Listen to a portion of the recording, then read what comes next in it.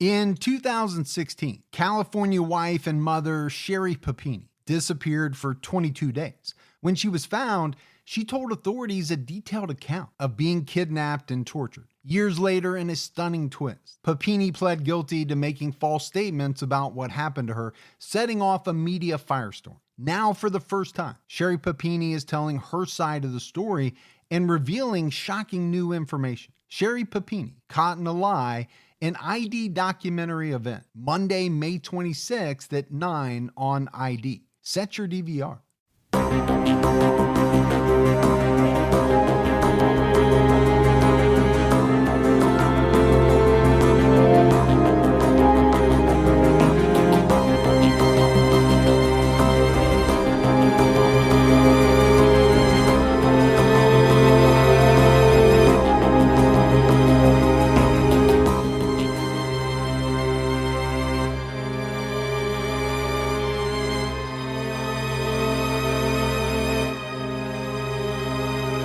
Hello, everyone, and welcome to episode 217 of the True Crime All the Time podcast. I'm Mike Ferguson, and with me, as always, is my partner in true crime, Mike Gibson. Gibby, what's going on? Hey, man, how you doing? I'm doing great. Good. 217. 217. When I look at those numbers, it blows me away.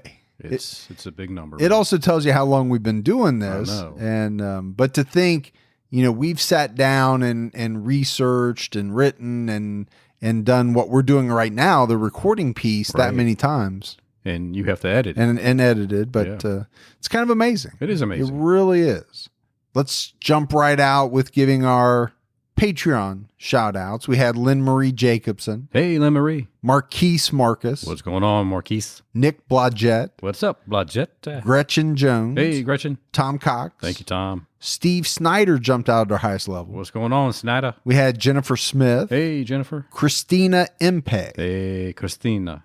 Doreen Pohl. What's going on, Doreen? Sarah Skelly. Hey, Skelly. Susan Hoey jumped out at our highest level. What's up, Hoey? Nathan Southam. Hey, Southam. Jessica. Good old Jessica. Jessica Dobbs. There's the other Jessica. Tiffany Rosa Clark. Hey, Tiffany. Tim. Appreciate it, Tim. Diane Player. What up, player? Bethany Wheaton jumped out at our highest level. Hey, Bethany. Natasha Nicholson. Well, thanks, Natasha. Justine Spires. What's up, Justine? Scott Hernandez. Hey, Scott. And Sandra Brummett. Little Brummett. So that's a lot of great support, Gibbs. You and I really appreciate it. We do. And then if we go back into the vault. Yeah. This week we selected Sam Stefanisson. So, the new support, the continued support, it's just so amazing and it blows us away. Definitely appreciate it. We had some great PayPal donations. Sue Lewis. Hey, Sue. Judy Larson. What's up, Judy? Catherine Watkins. Thanks, Catherine. And Tanya Bender. Well, thanks, Tanya. So thanks to all of you as well. Gibbs, right now on True Crime All the Time Unsolved, we have a brand new episode out on Angela Marie Hammond. Yeah. So we're headed to the good state of Missouri. We are, the show me state. Or Missouri. Missouri. As some people would pronounce it. But, this is a tough one. It is a tough one. 20-year-old disappears in the middle of the night, pregnant, never to be found again. And as we always do, we'll get into the details and, persons of interest and tie-ins with serial killers and, all kinds of different things. Yeah. It's a good one. Because it's always there, right? It is. As you say, when you're researching these cases, unbelievable how a bunch of different killers pop up who were either known to be operating in that area or thought to be operating in that area. It's kind of scary. All right, Gibbs, are you ready to get into this episode of True Crime All the Time? Let's do it. We are talking about serial killer Carroll Edward Cole. He went by the name Eddie for reasons that we'll discuss, but Cole was a guy who murdered women in a number of states. From 1971 up to 1980, he confessed to 14 murders and said the reason for his crimes were revenge against his abusive mother. But at times, he said his murder count was as high as 35. Man, it's a high number. It is a high number and goes back to what we were just talking about, right? If you research probably some of the unsolved cases in these states in which we know that he killed, well, some of those are unsolved. His name's probably going to come up because he's been a little ambiguous about the number of his victims. His murders were all women who he said later reminded him of his mother, with the exception of his very first murder, that of a male classmate. And Gibbs, this is another killer who seemed to kind of slip in and out of the hands of the police. He was caught for things, but he was also let go a few times when he should have been looked at as a suspect. And his sentences were very short, as we've seen in a lot of cases. To me, those are always tough because you have to ask that question. How many murders could have been prevented, if the authorities just would have done X, or a judge would have handed down a sentence of X? Yeah, and that's always been a peeve of mine, Yeah. Just the fact that the sentences are too light or non-existent. Yeah, so it's a peeve of yours. What do you think the families of some of these victims must think? Yeah, when they're sitting there hearing the history of that individual, it's got to sink in pretty hard. Cole was born on May 9th, 1938 in Sioux City, Iowa, to Laverne and Vesta Cole. He was the second of 3 children born to the couple. When Carroll was very young, the family moved to California. His father worked in a shipping yard until he was drafted to serve overseas in World War II. And according to Carroll, this is when things took a bad turn for him. His mother drank, and she was extremely abusive to him. He also said that she slept around with a lot of different men, often while she was drunk. And Gibbs, sometimes she made him tag along to the man's residence. Yeah. We've seen this scenario before, and we know it can have a pretty traumatic effect on the children. Cole has said that the beatings he suffered at the hands of his mother were mostly the result of her trying to make sure that he wouldn't tell anyone that she was sleeping around. So not only are you cheating, Mom, you're going to take me with you, and when we get home, you're going to beat the hell out of me. So she's a drinking, cheating, and beating mom. Yeah. Yeah. There were reports that his mother made him dress up like a girl in an effort to humiliate him. So, no doubt we're in some strange territory here for sure. Right.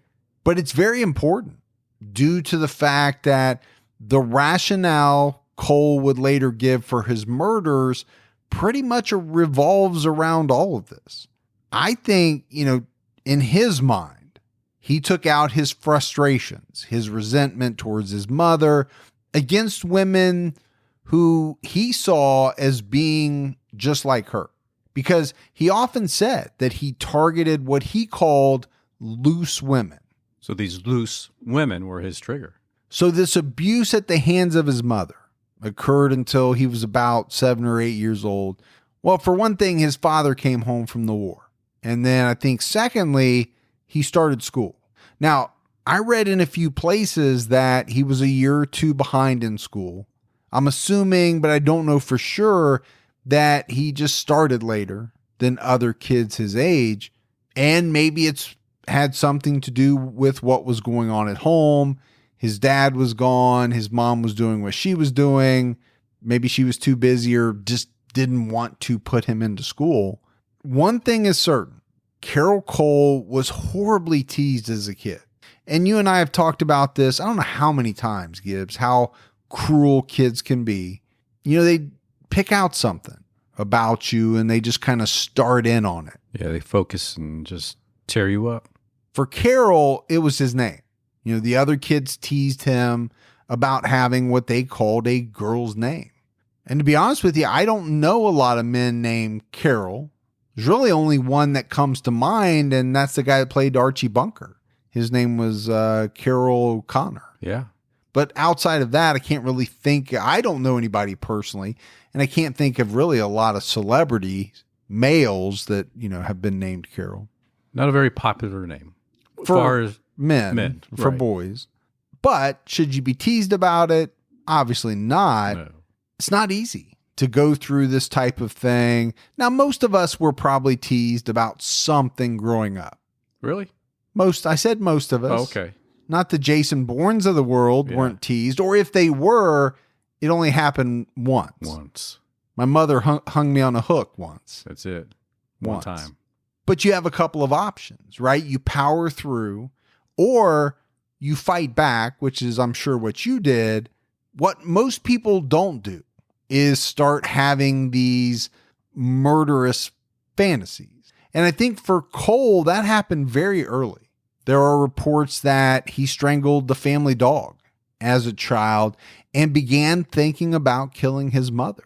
Hell, he was only 8 years old when he committed his first murder. Young. So young. That's very young. He was swimming with a group of boys, and he waited to get one of these boys alone, and then he drowned him. And this was reportedly a kid who had teased him quite a bit about his name. Now, the death was ruled an accidental drowning, and Carroll Cole didn't confess to it until many years later, after he'd already been caught, been sent to prison. So, Gibbs, I just want to take a step back for a minute and examine these first 8 years. There's a lot going on here. There's a whole lot going on. This is a kid who saw some disturbing things. He was abused. Then he began torturing, killing animals. And then he killed a young boy by the age of 8. Yeah, it's awful. Now, I will say this. You and I get a lot of emails from people who experienced horrible things in their lives. Exactly. Or messages through social media. Right. Some had extremely bad childhoods. But as far as I know, they didn't start killing people or ever, hopefully, kill people. No, they found a way to work through it and carry on. And I think that's the question that we're always trying to answer, right? What makes someone walk down that path while other people who have experienced similar things are able to work through it and lead good lives, develop healthy relationships, and fingers crossed, never kill anyone? I do think it's tough, though, because I don't believe it's ever just one thing, right? I mean, you can look at brain chemistry, makeup, DNA, life experiences, the perception that people have of the world around them. Mm-hmm. There's all kinds of things that you can kind of throw into the mix. Well, some people are able to not allow it to go that far, I mean, they deal with it and they're able to move on, but other people just can't. And it just eventually hits that point where they do those really bad things. But it's still that question. Why? Why are some people able to deal with it? Others are not.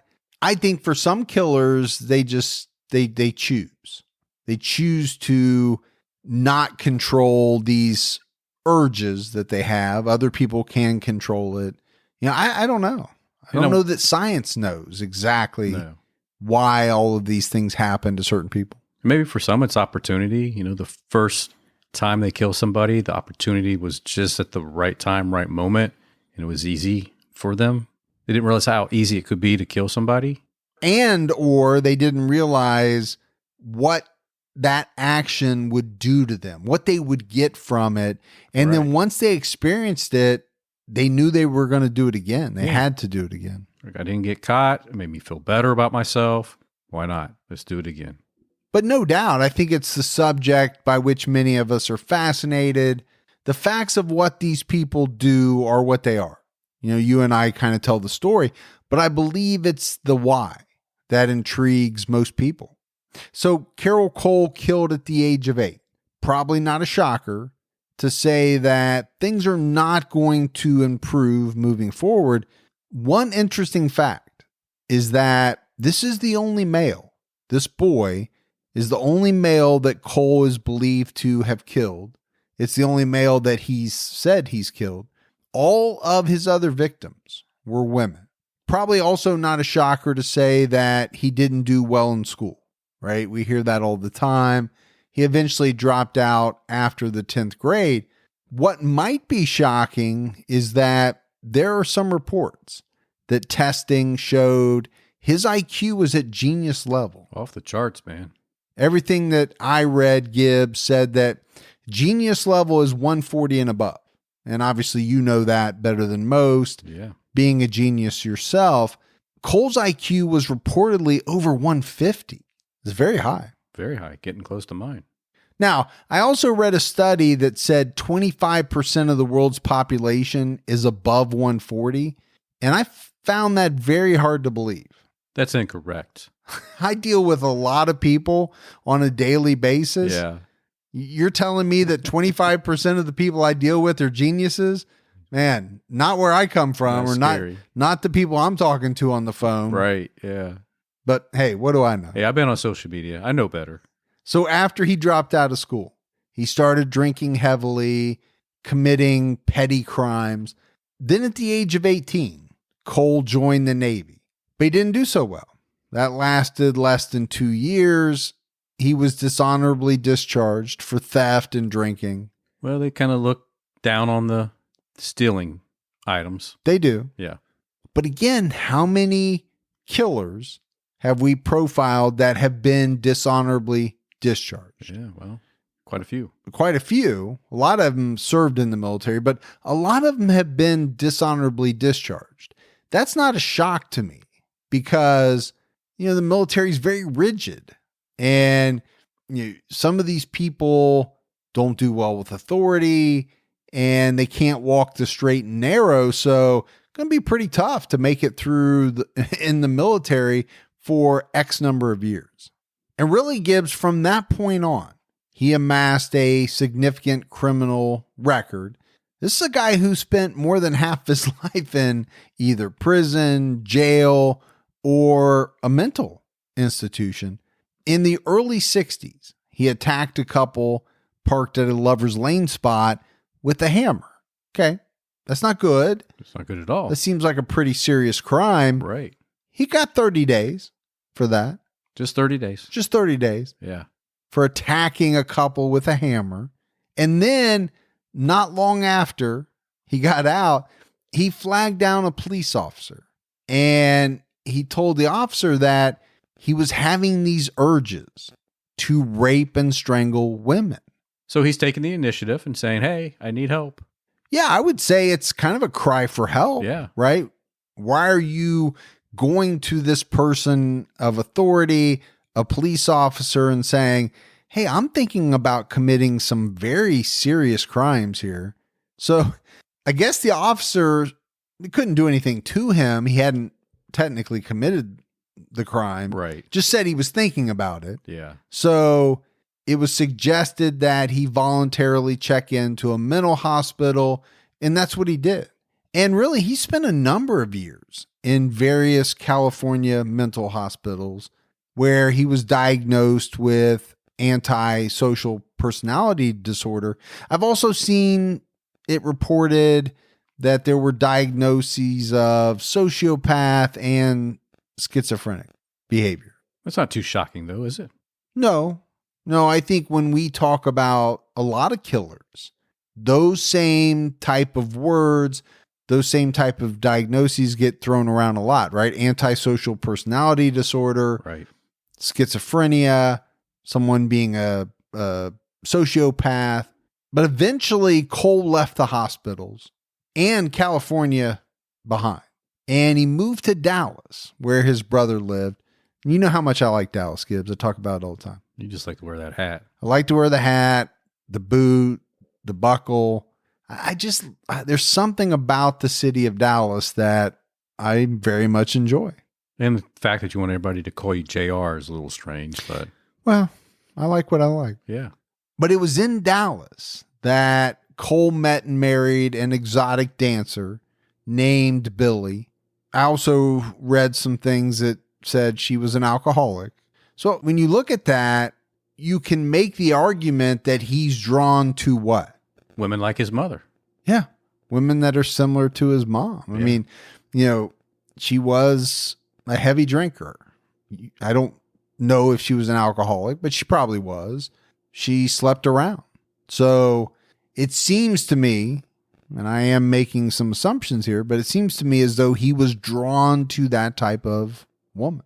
So they got married. I guess they were kind of living in a motel for a period of time, but Cole began to believe that Billy was having sex with a bunch of different men at the motel.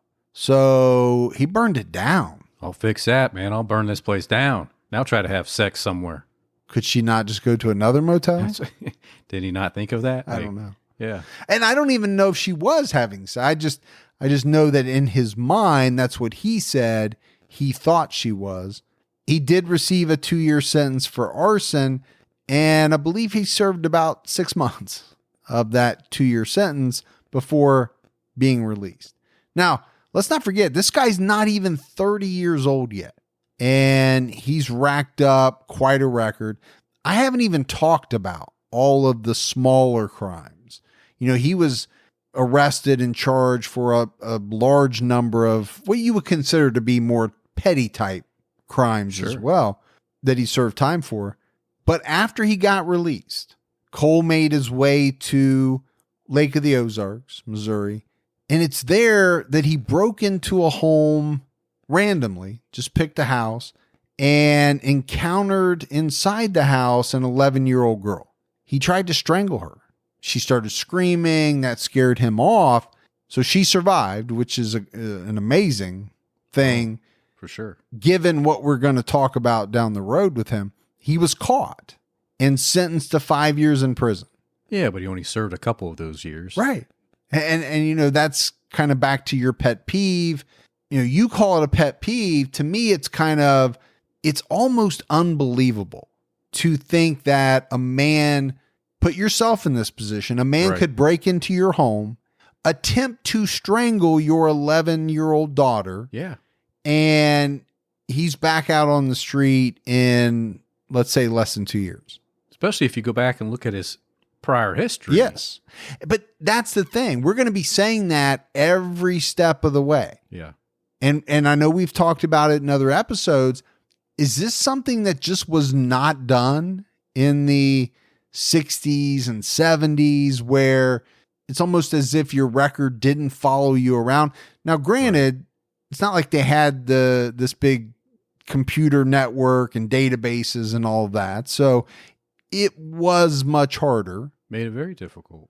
But it wasn't impossible, right? You could figure out where this person was from, make a couple phone calls.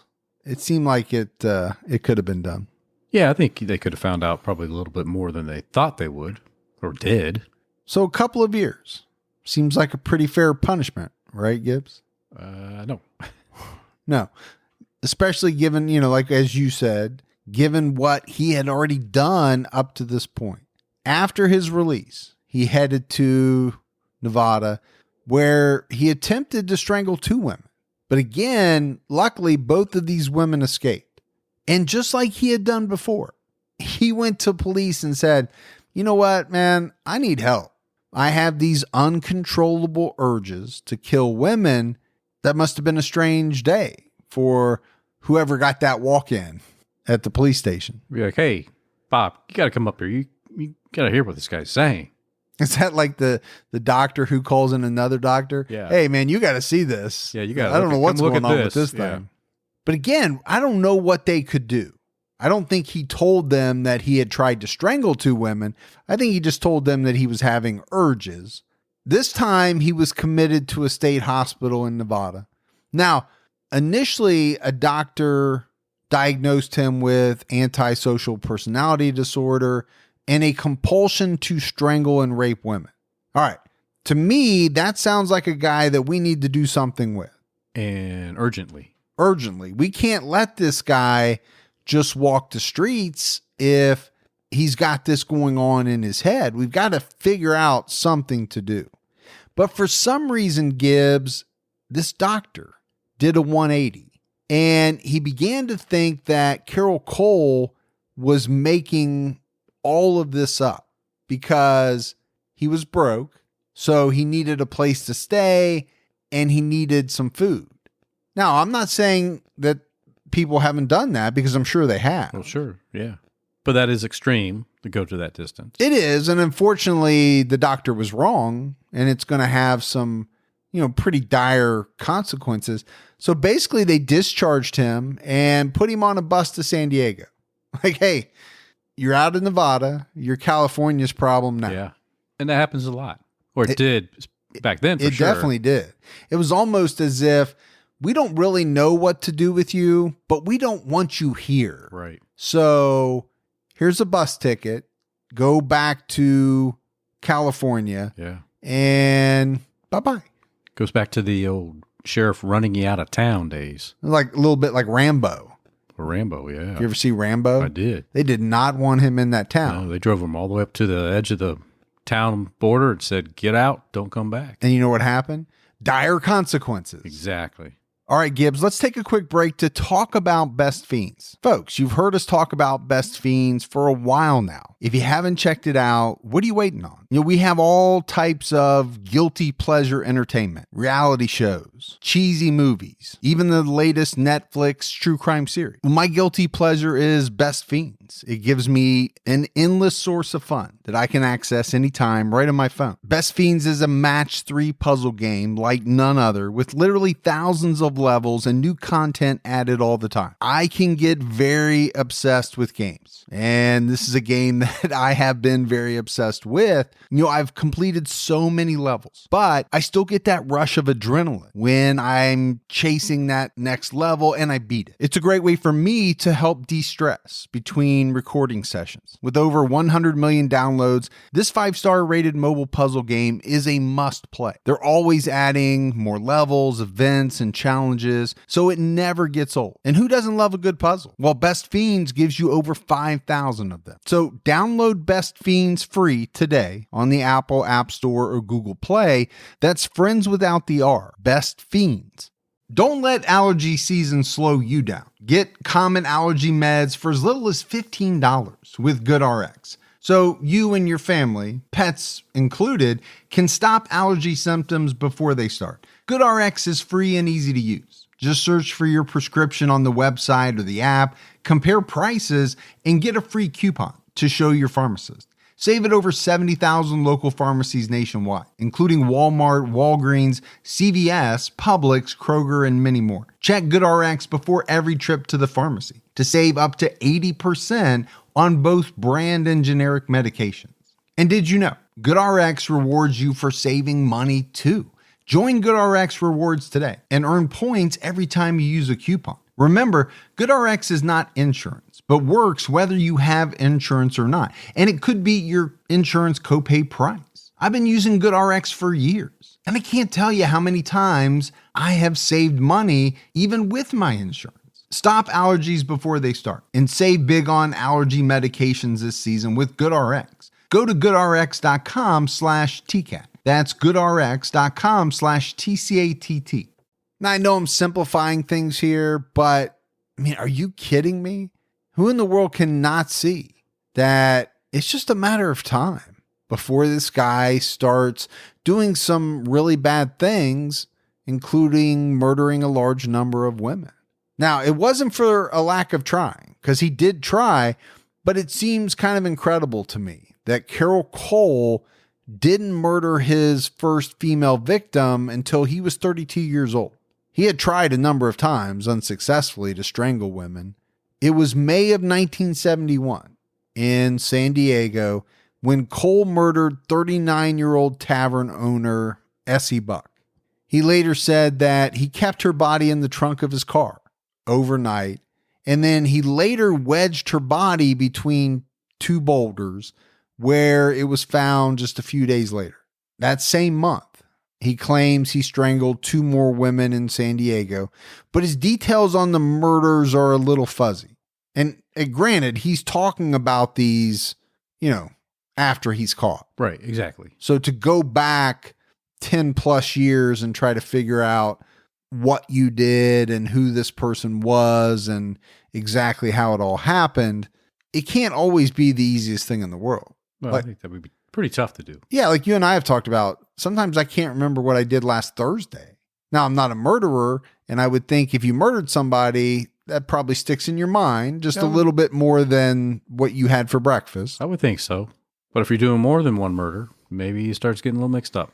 After that, he had some trouble with the law.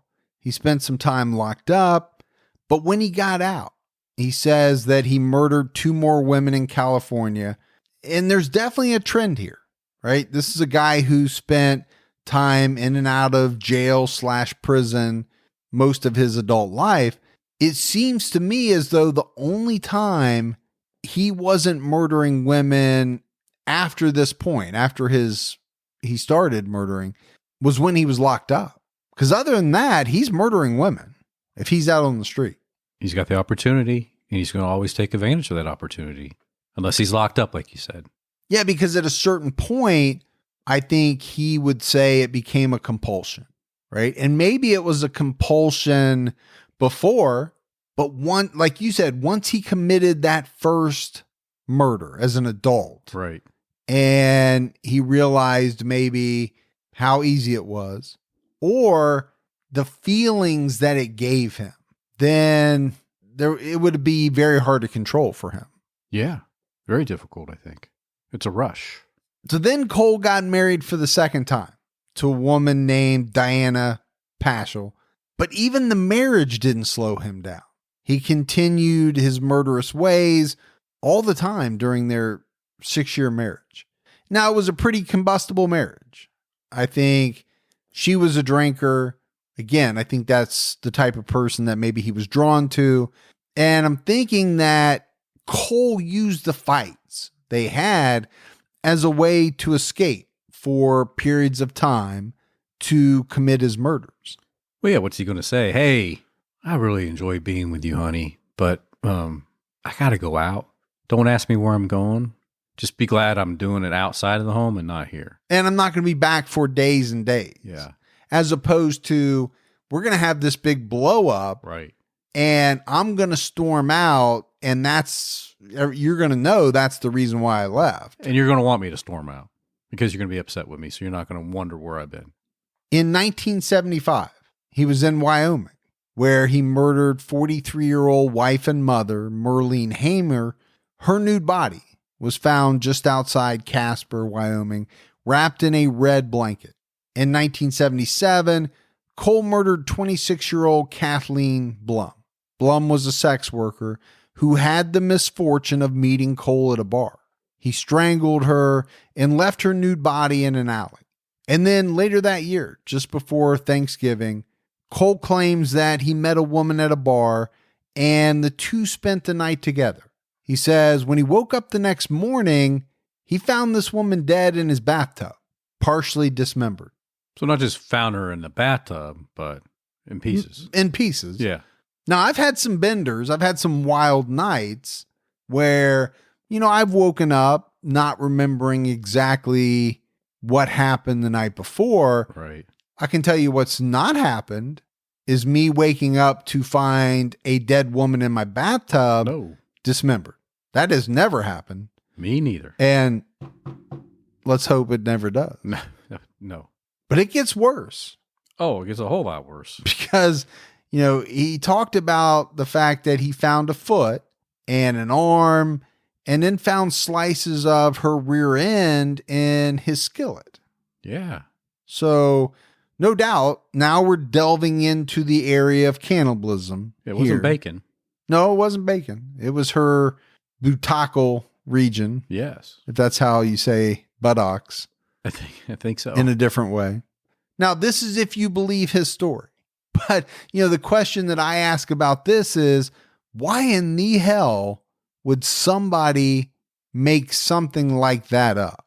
Yeah, I mean, it's a pretty far-fetched thing to just roll off your tongue like that. Yeah, I get it that killers exaggerate their numbers. That's happened throughout time. But these are very specific details. And probably not too hard to match up to an unsolved murder if somebody's missing a hand and an arm and slices from their rear end. Cole ramped up his murderous ways in 1979. Because if you look at it, Gibbs, the timeline, there have been years that according to him, he's not killed. 75 to 77.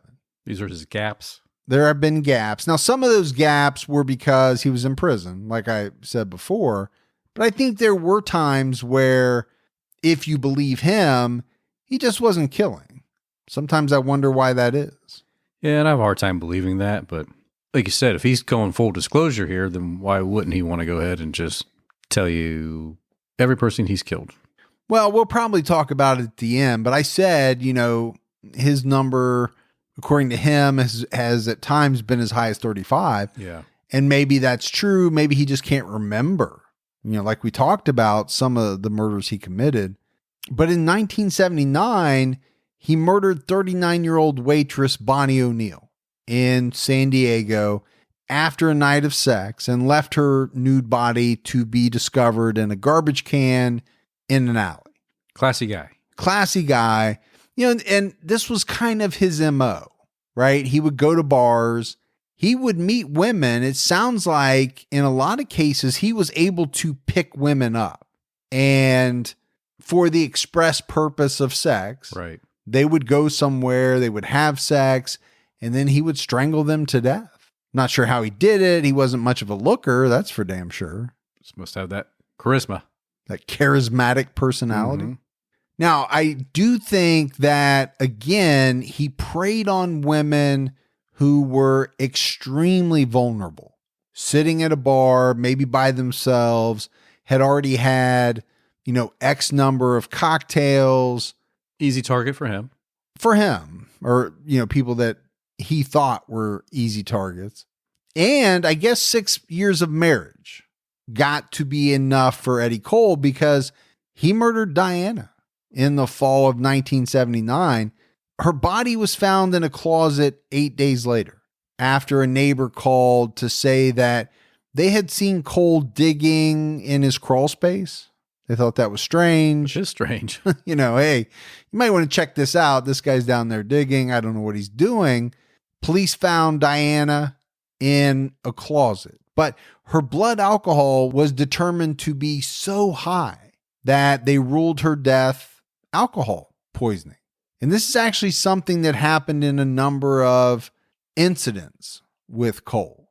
So obviously they questioned him, Gibbs, but once the coroner, the medical examiner, ruled this an alcohol poisoning, they let him go. It's not a homicide. They're saying accidental death. Okay. Not sure how you explain why she's in the closet for 8 days. It's going to be a big mistake. It is it's going to be a huge mistake, because really for the rest of 1979 and into 1980, he's going to kill many more women.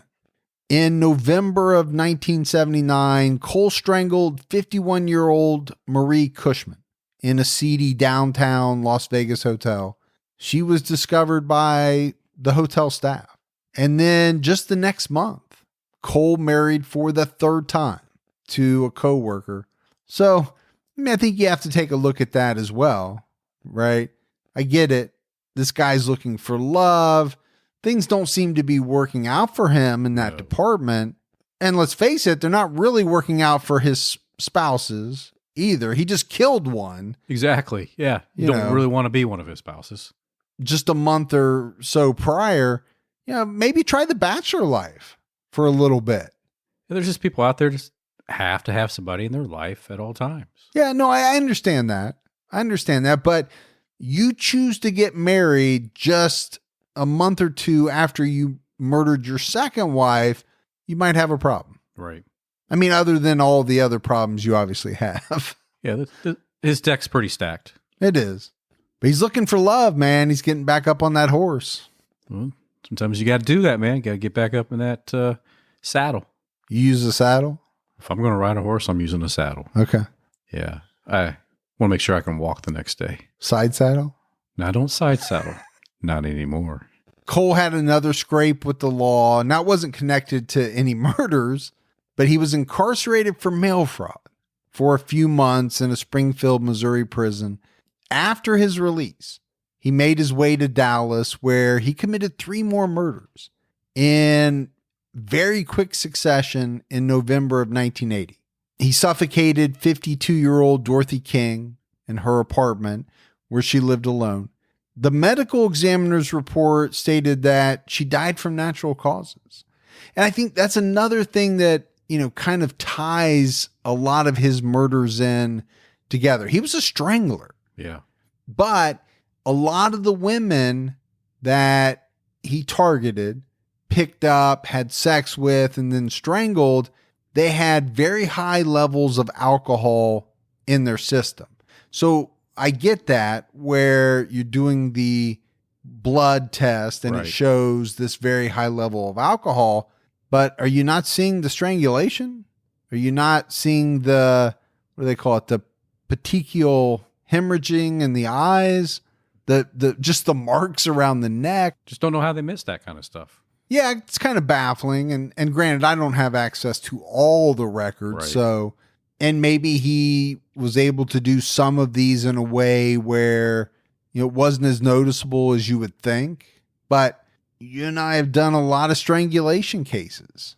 How many killers have we heard say that it's not as easy to manually strangle someone as you would think? It takes longer than you think. It takes more pressure than you think. And that act usually leaves some marks. Or if you use a ligature, you're definitely going to see something. Well, sure you would. You'd have to. Which I don't know that he did. I believe he was more of a manual strangler. But it's a question. There's a lot of questions in this case. But sadly, they all revolve, Gibbs, around kind of letting this guy get away with things, right? Things aren't being picked up the way that we all think they should be. He strangled 32-year-old Wanda Faye Roberts and dumped her body, clad only in a blouse, in a parking lot near a bar. A witness later testified to seeing Cole leave the bar with Roberts on November 12th. And then on November 30th, police found Cole inside the apartment of 43-year-old Sally Thompson not all that long after he strangled her. So, you know, now we're at the beginning of the end here. Yeah, it's approaching soon. Thompson was lying face down on the couch. Her pants and underwear were pushed down to her ankles. And this story, it's almost unbelievable. Her sons came home. They found their mother like this. They found this drunk man, Eddie Cole, inside the apartment. So naturally they called police, right? Something's not right. No. Police came. They found Sally Thompson dead. Obviously they questioned Cole, but somehow he was able to talk his way out of being arrested. You know, I guess he said they had been drinking. They were just about ready to have sex when all of a sudden she collapsed face down on the couch and died. And they believed him. Well, I don't know if they did or not. They questioned him. They let him go. And then eventually the cause of death came back as undetermined. So I think you have this also in quite a number of cases, right? Yeah. These deaths are not ruled a homicide. So yeah, this guy's has a connection to some of the victims. In this case, he happens to be found in the apartment at the time the victim died. Right in their grasp. But you're not ruling it a homicide. So what do you do? Let him walk. But he wouldn't be free for long because he was arrested the next day, right? There was a detective who started looking into Carroll Cole, learned of his extensive record, also learned that he was living in a halfway house that was kind of close to these 3 murders in Dallas. So they brought him in again to question him some more. I don't even think they got that far into the questioning, Gibbs, and he all of a sudden just confessed. Not to just these 3 murders in Dallas. He started confessing to all kinds of murders. Look, he's reached out in the past for help. Mm-hmm. Maybe he's saying, this is my opportunity. I'm just going to raise my hand and I'm going to tell it all. Maybe. Because why else do that if you're not confronted with the evidence that, hey, we got you? Other than you're tired. You want this to be over. Yeah. You don't want to do this anymore. Now, I don't think most killers operate that way. I think they want to be free forever to continue to do these things that they're doing. Maybe Carroll Cole was the exception to the rule. I don't know. I don't know, or I couldn't find where he's ever really given an explanation for why he just all of a sudden decided to start confessing. But he throws a lot of names out there. Well, he does. And I think that kind of bolsters your point, because he didn't just confess to the murder of Sally Thompson or the 3 murders in Dallas. I mean, right away, he admitted to killing 9 women in 4 states. But he doesn't stop there. No, that number eventually, I think, grew to, 13, then 14, and then later to as many as 35. And apparently he did not spare the details. He described his murder methods, the mutilation of bodies. He talked about cannibalism and necrophilia, which we haven't talked about yet. Yeah. He said that after he killed Dorothy King in Dallas, he had sex with her corpse. I don't think he can get any worse than this guy, right? I mean, everything he's doing, He's kind of dabbling in a little bit of all of these taboos that we talk about, necrophilia, cannibalism. And I just wonder, is that experimentation? Is it, okay, the strangulation was enough for me at first, and then after so many victims, it wasn't there the way it was in the beginning. So I had to ramp it up. Right. Now I'm dismembering and I'm eating, and now I'm having sex with the victims after they're dead. I don't know. You got to ask yourself if he's insane. Yeah. And that is definitely going to come up in his Texas trial. Cole pleaded not guilty by reason of insanity. And we're not going to spend a lot of time talking about his trials. I mean, he confessed to all these murders, but he did testify. And one of the things that he testified to was that he killed more women than he could remember. He testified to pretty much everything, including the cannibalism. He said on the stand, I had gotten out of bed and I was in the kitchen making coffee. Evidently, I had done some cooking the night before. This is what he said on the stand. There was some meat on the stove in the frying pan. I think it was human flesh. I had gone to the bathroom and found her in my bathtub, and part of her buttocks was missing. The feet were gone, the hand, the arm. I found them in the refrigerator. He said he cut up the body with a hacksaw and put it in the dumpster. That's bizarre. Well, it's bizarre, and it's also kind of strange to say, well, I guess I had done some cooking the night before. Right. And I think it was human flesh. I think you knew it was human flesh. Yeah, you knew what you were doing. I think you took it out of this woman's rear end. You fried it up. You ate it because you knew all the rest of it. You dismembered her, used a hacksaw, and you threw her in a dumpster. The jury did not believe Cole's defense of not guilty by reason of insanity. Gibbs, it took them all of about 25 minutes of deliberation to find him guilty. I think when you're in the area of 25 minutes, that's one vote. Yeah. That is, hey, let's take a vote. Everybody thinks he's guilty. Let's get some Starbucks. Yeah, exactly. I think they're like, just do the vote. Let's just sit here a little bit so it doesn't look like we went right to the all guilty, and then we'll roll out. Yeah, well, I don't know really what defense you can mount against all of the confessions. Now, I get it. It's trying to prove that this man, at the time he killed, was not sane, right? That's what you're trying to prove. Sure. And you've got psychiatrists on both sides saying this and that. Once the temps start rising, I realized I was back in the same worn out rotation. Same tank, same shorts, same everything. So I gave my daily uniform an upgrade with Quince. Their pieces are easy, elevated, and somehow make me feel more put together without even trying. Like they're 100% European linen shorts and dresses from $30. Luxe swimwear, Italian leather platform sandals, and so much more. The best part, everything with Quince is priced 50 to 80% less than what you'd find at similar brands. By working directly with top artisans and cutting out the middleman, Quince gives you luxury without the markup.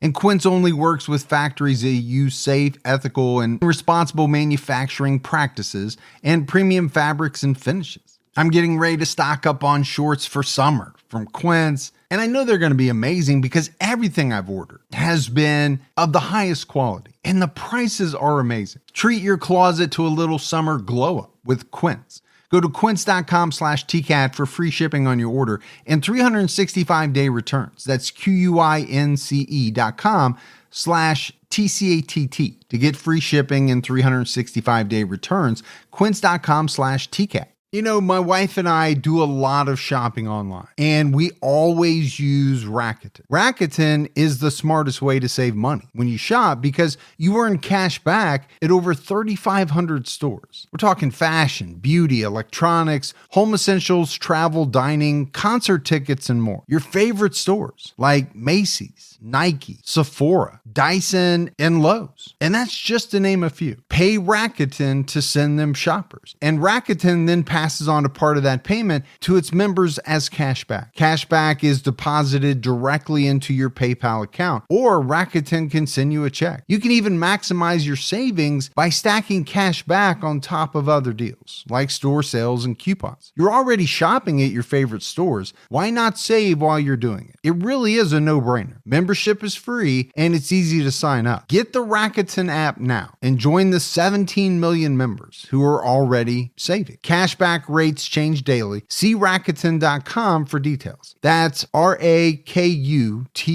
Your cash back really adds up. He was ultimately given 3 life sentences with the possibility of parole, which I found interesting. We're in Texas. Very strange. Rarity. Yeah.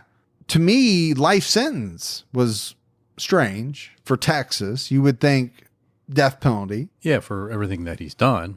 Maybe it was because of the not guilty by reason of insanity. They thought life sentence was a better, safer choice.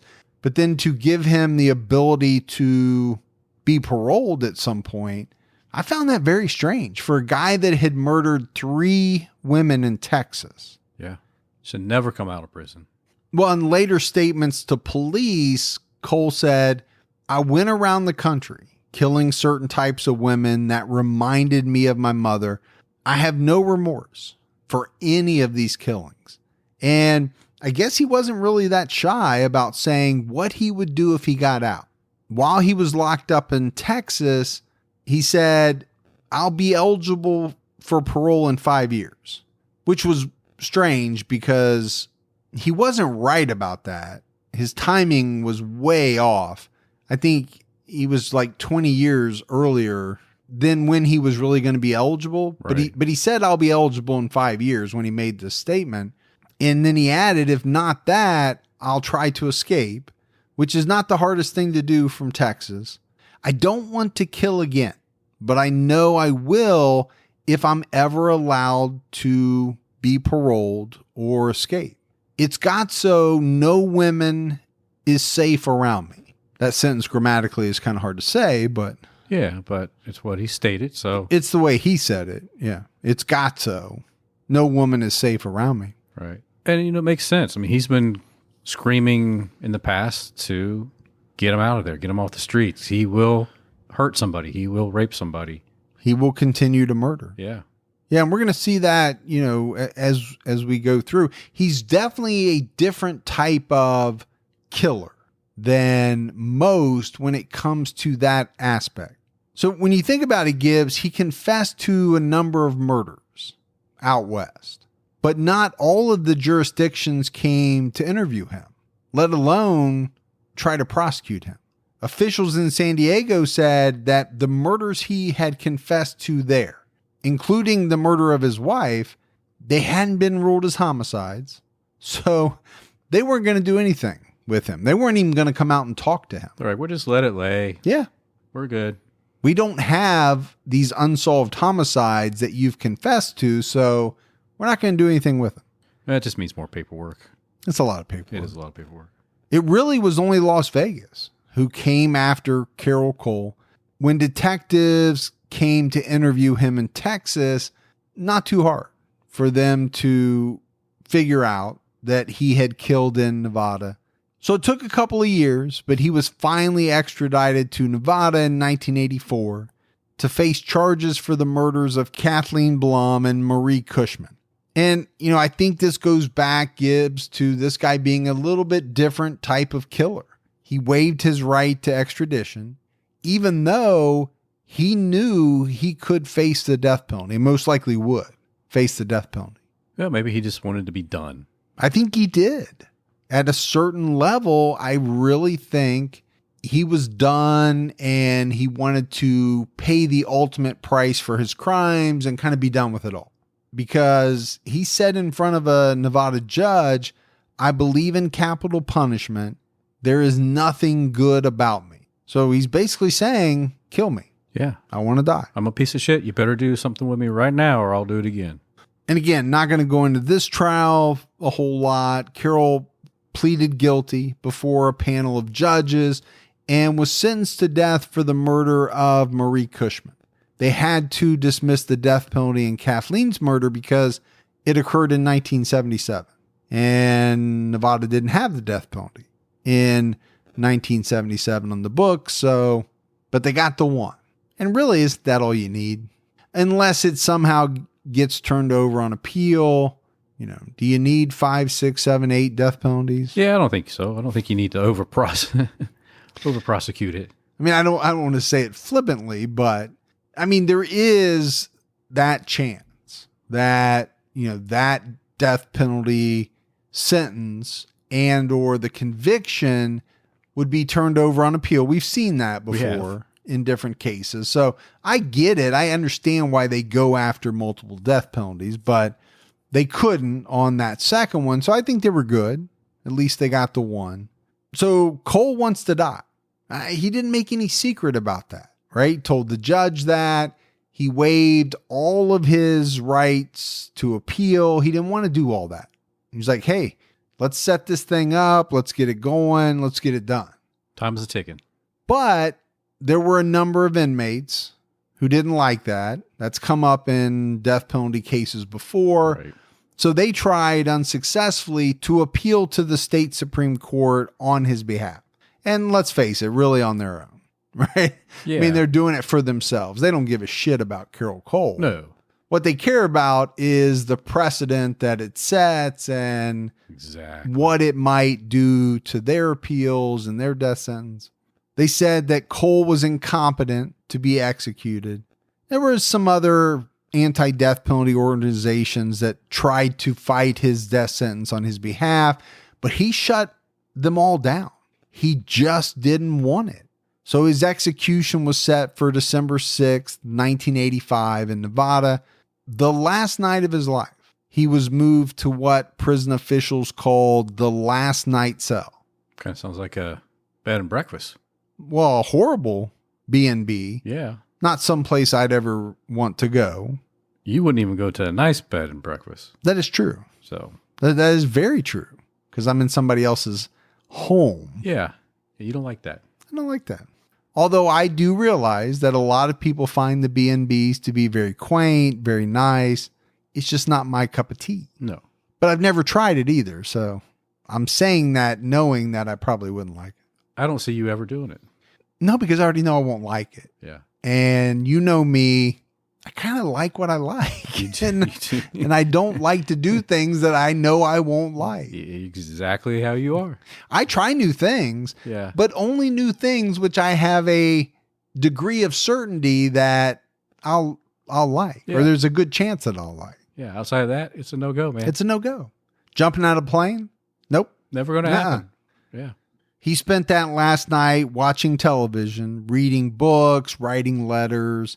Cole's last meal consisted of fried jumbo shrimp, French fries, tossed salad with French dressing, and Boston clam chowder. You probably could do that meal. Oh, I could do that meal. There's nothing like a nice, real heavy cream-based chowder to get you moving in the right direction. Yeah. Now, I know you couldn't do it because you don't like seafood. I would not do that meal. But I'm all in on jumbo shrimp, and I don't like French dressing. If you change that to blue cheese, though, that's a nice little dinner for me. You're good to go. Like I said, yeah. I'd have to scrap almost everything besides the French fries and the salad. You mean because the other two things have seafood Yes. in them? Now, it's not what you would think of as extravagant as many of the last meals, back from the 80s, because this is probably before they changed it where you could pretty much order probably anything you wanted. Yeah. And, you're not seeing the 18 buckets of KFC, the chocolate cake, the puddings. And right. So, I mean, it's kind of, I don't know if the word is mundane, but it's kind of a toned down version of some of these really extravagant, give me a filet, a bucket of KFC, 2 chicken breasts. I'd say, can I DoorDash? I want DoorDash my last meal. But I want a DoorDash from 4 different places. That's right. He was baptized. A priest heard his confessions. And then prison officials said that the two played Monopoly. Like a little Monopoly. With the priest. Yeah. No cheating. I'm sure he didn't give up St. Charles Place.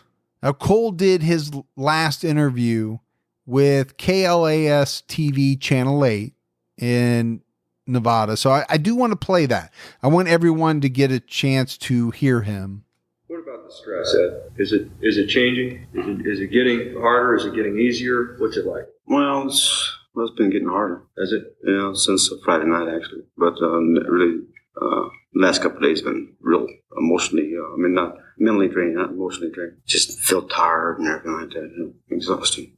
Time going by quicker, slower? Fast. Fast. Mm-hmm. Has that made you change your mind in any way? No. Has it once ever occurred to you to delay this? It's always occurred. Why not fight for your life? I just don't care to. Are you sorry? For the victim? Yes. Yes. Mm. Anyone in particular? Especially the one that was the 11-year-old girl way back in 1967. And even doing that 5-year sentence, wasn't enough. But it affected me, just also because I not suffered, but I thought about it and condemned myself for many years. Because I can just imagine what her life might have been like. What was the little girl's name again? Raritan. What about the religious aspect of it, Ed? Like I told you before, that's kind of personal. But it's there. Mm. When you think about this execution, are you afraid that there might be some pain involved? After all, we don't really know. This is the first time that the state has carried out this type of execution. If I said if I wasn't concerned about that, I'd be lying. Because everybody wants to go the easiest, most comfortable way. Does that enter your mind, though, that you might? It has entered my mind. They might, something might go wrong, or be some kind of suffering. But that has not altered my decision. Do you deserve to die? I can't answer that question. Well, it's the ultimate question. It is the question. For what I did, yes, I think I deserve to die. So definitely a couple of things there to break down. Very quickly goes from, I can't answer that question to, I deserve to die. Yeah. And, one of the things that jumped out at me was him talking about that 11-year-old girl that he tried to strangle, tried to kill. That's the one that he felt sorry about. Because she was underage? I don't know. He didn't explain himself. Because she lived and had to go through the fear. I don't know. He murdered a number of women, never once expressed any type of remorse about the murders he committed, but he felt sorry about the 11-year-old girl, and maybe it was her age.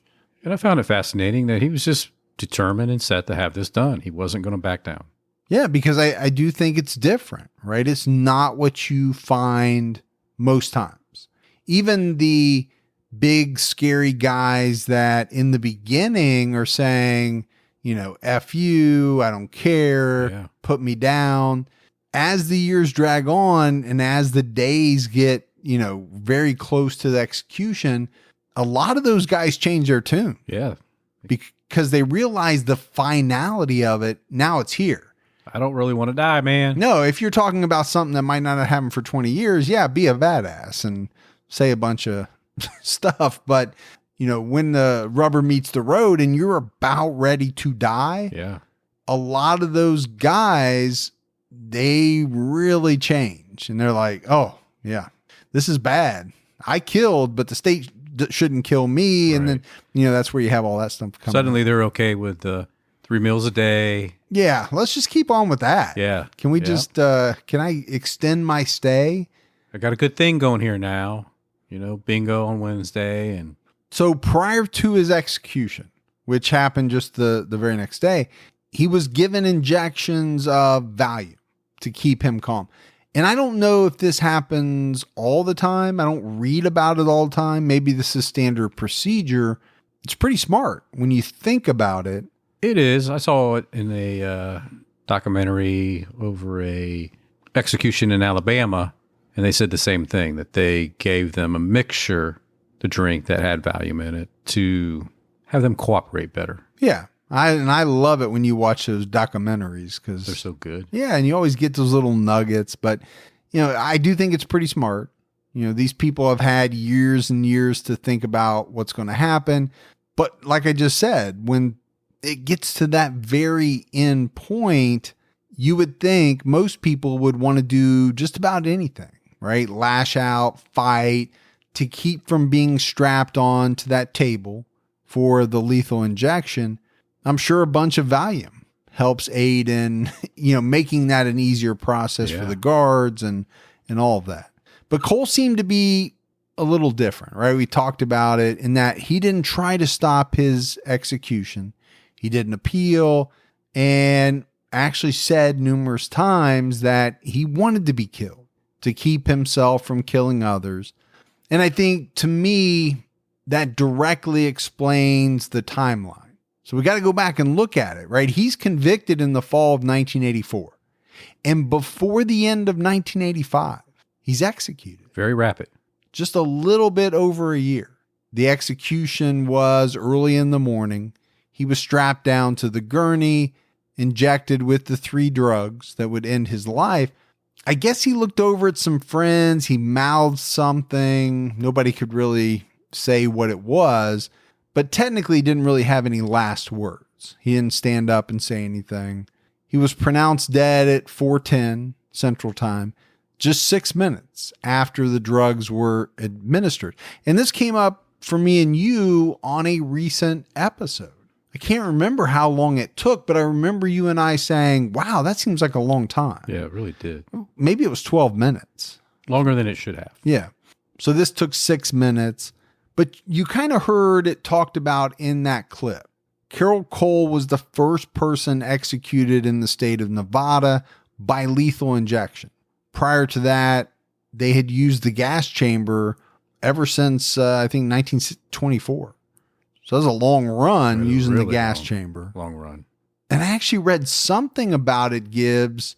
I mean, most states moved away from the gas chamber, many in favor of lethal injection. Yeah. But I read something about the gas chamber in the old facility, the old jail or the old prison they used. It couldn't accommodate individuals with disability, like no wheelchair, ramp access, whatever it was. Yeah. And I read something about prison officials thinking that was going to be challenged. And so I don't know if that was part of the thinking to move as well, but they did transfer death row to a new prison and they began using lethal injection. You think about all the ways that now in the past that you could be executed, and I still think if I was going to be executed, maybe just drop me on the guillotine, man. It's done fast. It's just done. And you think that's painless? Around long enough. They say it is. They think it is, but I don't know that. I mean, once your nerves are severed, what are you going to feel? How about you and I just never find out on any of it? Let's just keep our noses clean. Yeah. Let's do this podcast and not have to go that route. One interesting thing is that Carroll Cole had agreed to allow doctors to remove his brain so they could study it to see if they could find the cause for his uncontrollable murderous urges. The problem is I couldn't find anything about whether or not they were able to figure anything out. I think with the advanced technology today, they might have been able to figure some things out. Yeah, I definitely were light years ahead now. And I know there's a lot of studies, even on the brains of killers that are still alive, because we have that technology today. Right. So in wrapping up, Gibbs, to me, this is one of those cases where I think at the beginning, you kind of feel for this kid, right? You feel something for what he went through. You could definitely make the argument that the system let him down. It's a real shame that the system didn't pick up on it. Yeah, and I don't know if maybe it had something to do with the fact that he didn't start school until really around the same time that he says the abuse stopped. So maybe there wasn't the opportunity for a teacher or someone like that to pick up on it. But you're telling me the kid didn't go anywhere? He wasn't outside, a neighbor, somebody couldn't see that, there were maybe some signs of abuse. I don't know. I think it's definitely something to think about. He obviously built up a murderous rage that he eventually unleashed, but then you also have to look at the penal system and say, through all those years of doing were some really bad things. Yeah, just slaps on the wrist. How was this guy let out time and time again? Either let out or not really even suspected of doing something that, when you kind of look back on it, you say, well, he should have been your main suspect. Right. And he was questioned and dismissed. And again, some of that had to do with the classifications of the manner of death, right? If you're not going to rule something a homicide, or even kind of wait to see, if you're going to rule it an accidental death by alcohol or something like that, well, then what are police going to do? What can they do? Nothing, because they went too far with labeling it. Yes. You don't have a homicide to investigate. Well, we're done. We got other stuff to do. Right. But that's another avenue, right, that fascinates me about these cases. The slipping through the cracks, the people are able to either talk themselves out of something, or they're known to police and police just don't get it. I don't know. Yeah, I know it fascinates you. I also know it frustrates you. It does, for this fact that they then go on and continue to murder large numbers of people. But I'm not really blaming the police on all this, because like I said, if you don't have a homicide to investigate, I think your hands are a little bit tied. Yeah. On some of those. But that's it for the case of Carroll Edward Cole. Obviously a really bad dude. Experienced trauma, grew up to really take it out on women who he felt, and I'm not even sure all these women were even the way he thought they were. I think he used that. Yeah. Right? This woman is drinking. I think she's of bad moral. Bad moral character. So, okay, I'm going to unleash my rage on her because I'm getting back at my mom for what she did to me. But it just didn't stop there, though, right? I mean, he just didn't strangle them. He had to go to that other level and have sex with them after they were dead. He would have to. Yeah, and we don't know the reason for the cannibalism, the necrophilia. You could make a case, you could make an argument that his mother humiliated him. And so maybe the murder wasn't enough. Now I have to humiliate you. Right. I have to desecrate your body. I'm going to, have sex with your corpse. Going to eat some of you. I mean, it's all nasty. Yeah. But he was a nasty guy. He was. He's a really nasty guy. We got some voicemails. You want to check those out? Let's hear them.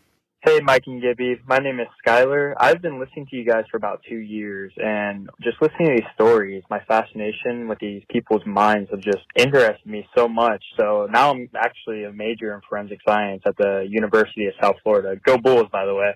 I had a suggestion that actually, hits kind of close to home. It's a family member of mine. Her name is Marlene Newcomer, who was killed in a spree in Pittsburgh during the 80s. I just would like to see, what you guys could find about that, and keep your own time ticking. Thank you. All right. Well, we appreciate that voicemail. Yeah, we really do. It wouldn't surprise me, Gibbs, because of the increased fascination with true crime, to see a lot more people go into some of the forensic sciences, some of the psychological type disciplines. Yeah. Because hell, I want to jump in. That exactly what he said is what fascinates me. Right. Now, it might be a little on the old side to go down to South Florida and join the Bulls, but never too old, man. Never too old. Never too old. I don't know if my wife would like that too much. Well, no.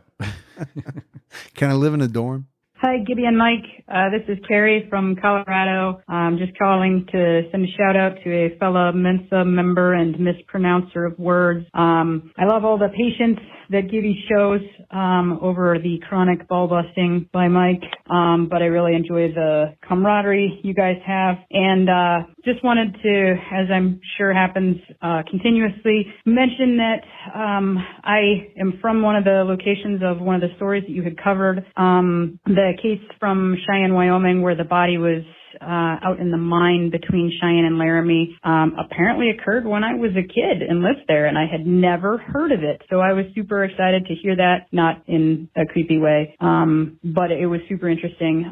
So I really appreciate you guys airing that one. And just another case from Wyoming that I thought would be really interesting for you guys, and definitely not something that's been covered nationally. Richie Jonke, who was a teenager in Cheyenne in the 1980s, who murdered his father. Really interesting, tragic story that I think you guys would enjoy covering. I think people would enjoy hearing it.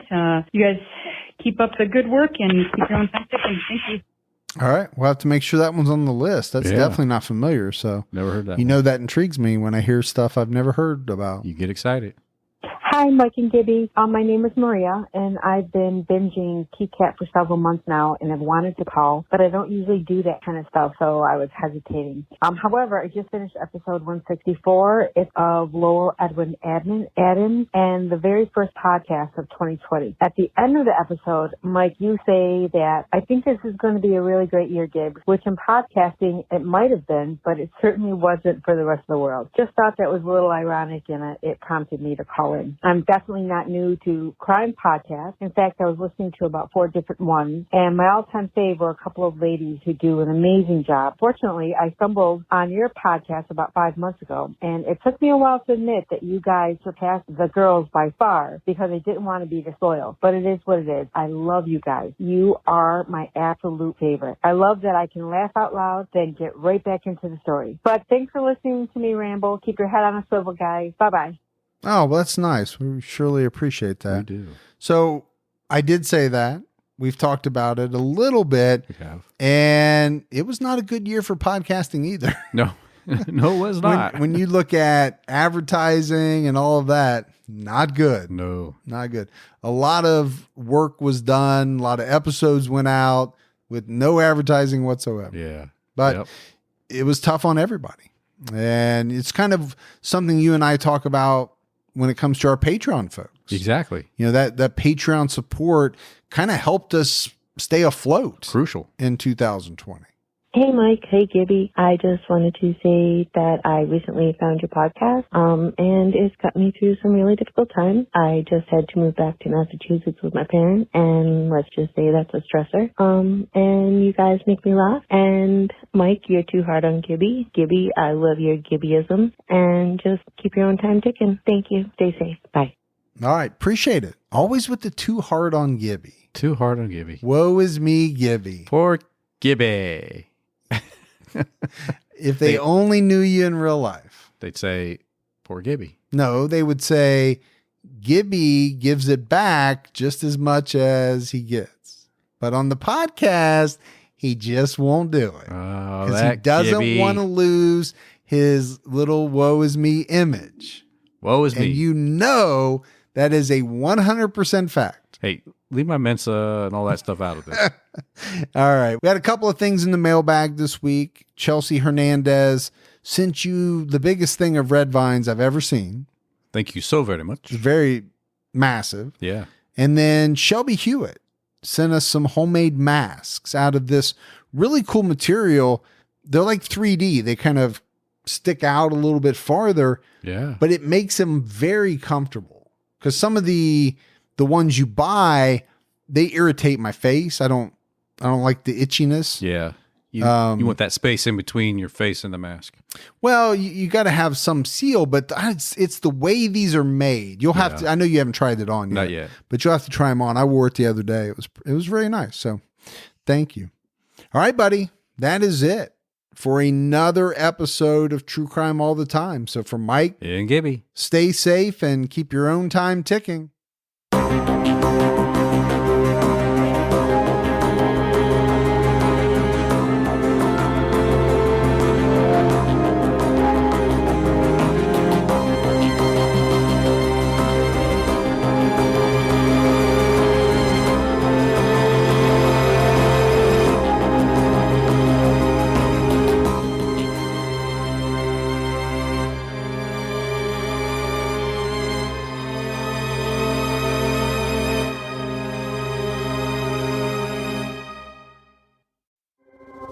It was over 30 years ago that Clifford Olson first called me. Secret phone calls from Canada's most notorious serial killer. I knew I was killing the children, but I couldn't stop myself. Now it's time to unearth the tapes, because I believe there are still answers to be found. I'm Arlene Bynum from CBC's Uncover, Calls from a Killer. Available now.